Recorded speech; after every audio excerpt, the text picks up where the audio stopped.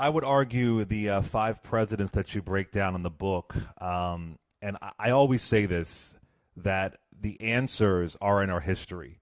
It Yeah. just keeps repeating itself. And the reason why is because we don't know our history. But I would argue, and if I'm wrong, correct me, this is my perspective. I feel like Trump is even more dangerous than these presidents. And the reason why is because at least they believed in a peaceful transfer of power. Yeah. They may have whined and whatever, but they did believe in a peaceful transfer of power. For folks who don't know, Andrew Johnson was a little bit different back then. He isn't nominated by the Republican Party for his second, just not even nominated. They said we don't want you. It's not going to happen. So it's a little bit different back then. But from what I've gathered, they all did believe in that, and it appears that that Trump does not believe in a peaceful transfer of power, which to me, even beyond racism and bad policy, that's what makes him deeply dangerous. Would you agree, or am I going too far?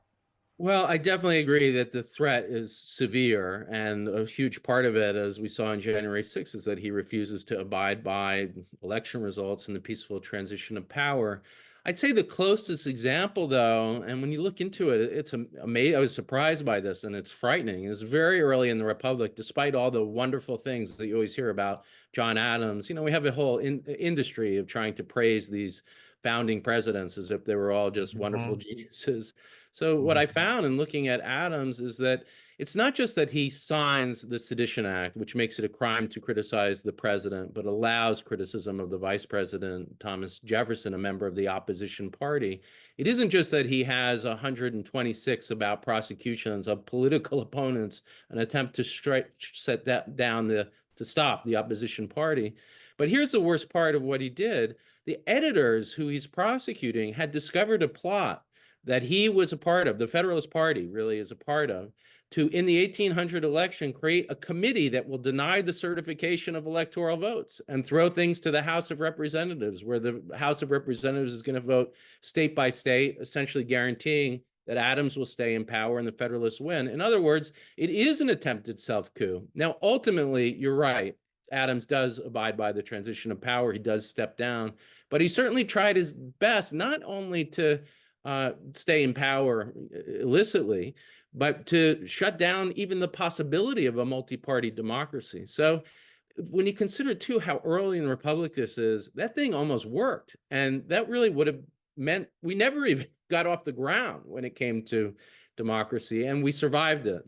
At the largely, I think, because of these editors who found themselves on trial and used their own trials to expose Adams. They exposed this plot. They exposed his shutdown of free speech and demanded the restoration of the First Amendment. So I don't want to in any way minimize what you're saying. Trump is horrifically dangerous, but so were some of these other moments too, including one very early on in the Republic. The majority of white people have been voting Republican in every presidential election since 1964. So, you as a white dude, I oftentimes ask black folks this. Um, it does appear that not all, obviously, but the majority of white folks have an allegiance to the Republican Party. And once upon a time, it was the Democratic Party, right? In my mind, and if I'm wrong, correct me. Yeah. I feel like if you are supporting Donald Trump, you are using your vote to support a racist. Now, some folks tell me that's going too far and I'm losing people, but I'm open if I'm seeing it wrong. What are your Yeah. thoughts on that? I mean, look, I don't want to discount what you're saying because there are certain white Americans who really are in the tradition of some of these presidents, white supremacists, core to their ideology and won't change. But I think what the book shows is that the surprise really is in how people come along. So I'll give you just a couple of examples that I really, as you get into the details, it's like, and you see how much this mattered because frankly, it's people in power if you could convince them to abandon their white supremacy. So the dialogues between, for instance, Douglas and Lincoln, it's not pure reason. It's partly that, but it's also that Douglas is putting pressure. He's publishing criticisms of Lincoln abroad in England. And there's a question about whether or not England is even going to enter the war on the South. So there's pressure too, combined with reason. But he is saying, look, my sons are fighting for the Union, and yet they're not receiving equal pay.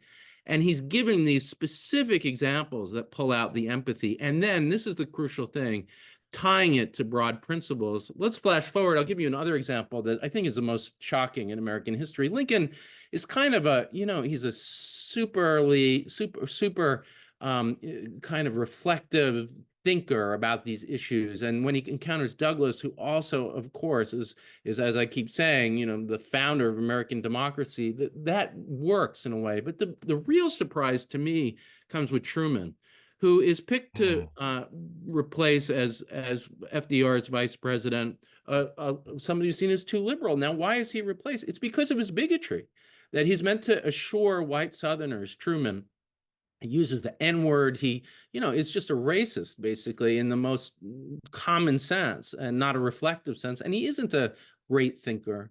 But when Walter White and delegation from the NAACP go to him early in his presidency and tell him the story of specific stories of Black soldiers coming home from the war and being beaten almost to death in some cases, and in some cases to death, just for going home. In one case, a soldier asking to stop to use the bathroom on a Greyhound bus. They tell him those stories in depth, and they grab his both emotional sense of right and wrong, but also the sense that, these people just fought, as with Lincoln, actually, these soldiers just fought for America in his war as commander-in-chief in that sense. And look at how they're being treated.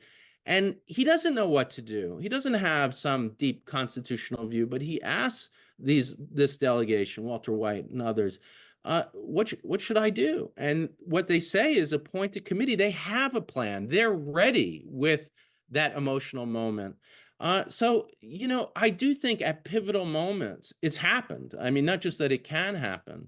And that committee is staffed by somebody who's not as well known as Frederick Douglass or William Monroe Trotter, but I'm really trying to get her to be as known. And that's Sadie Alexander, the first Black woman to receive a PhD in economics in the United States and a lawyer from UPenn. She uses that moment, Truman's openness, to really convince this committee to present a report to secure these rights, really lays out and it's not by accident, it is the agenda of the civil rights movement. And Truman embraces it. That's what's incredible. So, definitely what you're saying is true in a lot of instances, but at pivotal moments in American history, people have been brought on board. There are examples where it doesn't work. Douglas, as from your own work, tries to get Andrew Johnson as an ally, and that's not going to happen. And at first, Trotter thinks maybe he should support Wilson. So there are examples where it doesn't work. But the fact that it does work, I think, says some people are not going to be brought on board to the idea of democracy, but some, even people we would never think, Truman, Lincoln also, can be. I love the book a lot, and I mean this is the response I've gotten from my book. It's also easy to read, y'all. It's not too over the top and didactic and academic. It's written beautifully, but it's easy to understand and digest for folks who think, oh gosh, I can't understand it. No, you explain it in a way that has heart and soul, and that's really important too. It's not a textbook in my opinion. So I really appreciate you writing this book, and it gives me hope that we can collectively get on the same page together. The Presidents and the People, 5 leaders who threatened democracy and the citizens who fought to defend it, by Corey Brettschneider. Thank you so much, brother. I appreciate you, man. Thank you. Come back anytime. Thank you, Clay.